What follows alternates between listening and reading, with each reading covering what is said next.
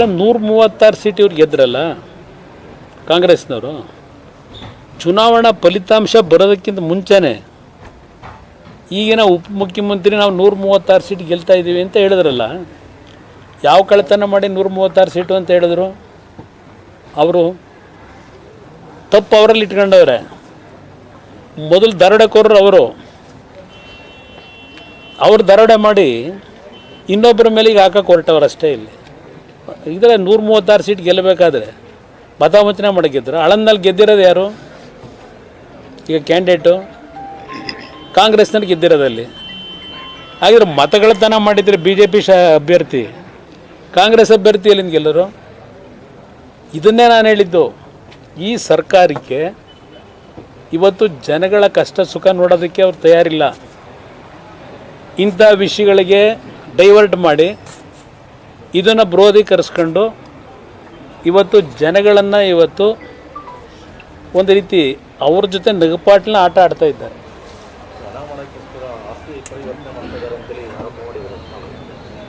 ಯಾವುದು?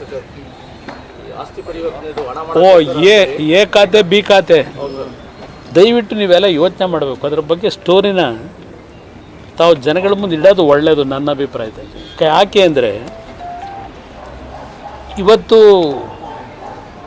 ಇಡೀ ರಾಜ್ಯದಲ್ಲಿ ರೆವಿನ್ಯೂ ಸೈಟ್ಗಳನ್ನು ಕನ್ವರ್ಟ್ ಮಾಡ್ಕೊಂಡು ಸೈಟ್ ಮಾಡ್ತಕ್ಕಂಥ ಭೂಮಿ ರೈತರ ಭೂಮಿನ ಇಡೀ ರಾಜ್ಯದಲ್ಲಿ ನೋಡ್ತಾ ಇದ್ದೀವಿ. ಎಲ್ಲೋದ್ರೂ ಎಲ್ಲೋ ಈಗ ಬರ್ಬೇಕಾದ್ರೆ ನಾನು ನೋಡಿದೆ, ಯಾರೋ HD ದೇವೇಗೌಡ ಬಡಾವಣೆ ಅಂತ ಹೇಳಿ ಗೋಲ್ಡನ್ ಇದರಲ್ಲಿ ಹಾಕ್ಕೊಂಡಿರೋದು ನೋಡಿದೆ ಬರಬೇಕಾದ್ರೆ. ಇವತ್ತು ಇಡೀ ದೇಶದಲ್ಲೇ ನಡೀತಿದೆ. ನಾನು ಎ ಖಾತೆ ಬಿ ಖಾತೆದು ವಿತ್ ಡಾಕ್ಯುಮೆಂಟ್ರಿ ಎವಿಡೆನ್ಸ್ಗಳೇ ಬೆಂಗಳೂರಿನಲ್ಲಿ ಒಂದು ದೊಡ್ಡ ಕಾನ್ಫರೆನ್ಸ್ ಪ್ರೆಸ್ ಮೀಟ್ ಮಾಡಬೇಕು ಅಂತ ಇದ್ವಿ.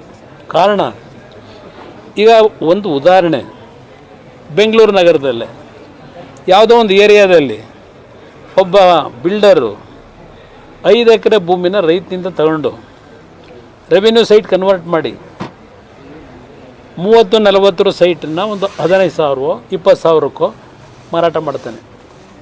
ಇದು ಇರ್ತಕ್ಕಂಥ ಪರಿಸ್ಥಿತಿ ನಡ್ಕೊಂಬಂದಿರೋದು ಮೊದಲಿಂದನು. ಆ 15-20,000ಕ್ಕೆ ಅವನು ಕಾರ್ಪೊರೇಷನಿಂದ ನೀರಿನ ಕನೆಕ್ಷನ್ ತಗೊಂಡವನೇ, ಎಲೆಕ್ಟ್ರಿಸಿಟಿ ಕನೆಕ್ಷನ್ ತಗೊಂಡವನೇ, ರೆವಿನ್ಯೂ ಸೈಟ್ಗೇನೆ ಕಾರ್ಪೊರೇಷನ್ಗೆ ಪ್ರತಿ ವರ್ಷ ದುಡ್ಡು ಕಟ್ಟವನೇ ಆ ಆಸ್ತಿದು.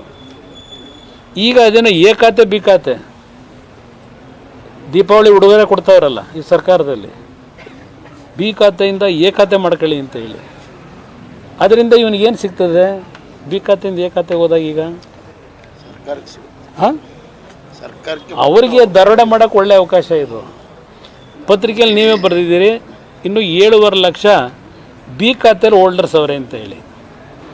ಆಮೇಲೆ ಅದೇನೋ ಇದೆ, ಸರ್ಕಾರದ ಆದೇಶದೆಲ್ಲ ತರಲಿಲ್ಲ. ಇಲ್ಲಿ ನಾನು ಬೆಂಗಳೂರಿನಲ್ಲೇ ಒಂದು ಪ್ರೆಸ್ ಮೀಟ್ ಮಾಡ್ತೀನಿ ತಿರುವಾಗ. ಅಯ್ಯೋ ರಾಮನೇ, 1 ನಿಮಿಷ ಬ್ರದರ್. ಸ್ಪೆಸಿಫಿಕ್ ಅವರ ಪರಮೇಶ್ವರನ ಮಂತ್ರಿ ಅಂತ ಕರಿತೀರಾ? ಏನು ಗೊತ್ತಿದೆ ಅವರಿಗೆ? ಇಲ್ಲಿ ಕಣ್ಣು ಕಟ್ದಂಗಿದೆ ಇವ್ರ ಆದೇಶಗಳು.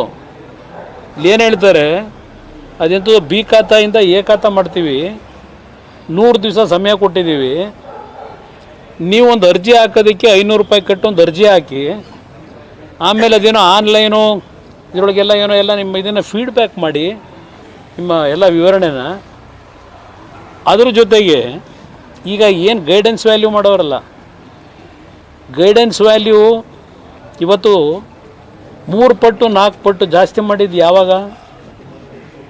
ಕಳೆದ ವರ್ಷ 2 ಬಾರಿ ಮಾಡಿದ್ರು ಸರ್ಕಾರ ಬಂದಮೇಲೆ. ಈ ಸರ್ಕಾರ ಬಂದಮೇಲೆ 2 ಬಾರಿ ಮಾಡವ್ರೆ. ಅವರೆಲ್ಲರ ಡೆವಲಪರ್ಸ್ಗಳು ಅವ್ರು ಕೇಳಿ ಹೇಳ್ತಾರೆ. ಇರಲಿ. ಈಗ ಬ್ರದರ್ ನೀವು ಹೇಳಿದ್ರಲ್ಲ, ಈಗ ಗೈಡೆನ್ಸ್ ವ್ಯಾಲ್ಯೂ ಅಷ್ಟು ಜಾಸ್ತಿ ಮಾಡಿ 5% ಗೈಡೆನ್ಸ್ ವ್ಯಾಲ್ಯೂ ದುಡ್ಡು ಕಟ್ಟಿ ಅಂತವ್ರೆ. ಈಗ 30-40 ಸೈಟು 4-3-12 ಅಡಿ. ಇವರು ಒಂದು ಅಡಿಗೆ ಈಗ ಇವರೇ ಮಾಡಿರೋ ಗೈಡೆನ್ಸ್ ವ್ಯಾಲ್ಯೂ 5,000 ರೂಪಾಯಿನಿಂದ 35,000-40,000 ರೂಪಾಯಿ ಇವರೇ ಮಾಡವ್ರೆ ಒಂದು ಅಡಿಗೆ. ಈಗ 1,200 ಅಡಿಗೆ ಎಷ್ಟಾಯಿತು? 1.5 ಕೋಟಿ 2 ಕೋಟಿ ಬೆಲೆ ಬಾಳ ಈಗ ಸೈಟ್ ಅವು.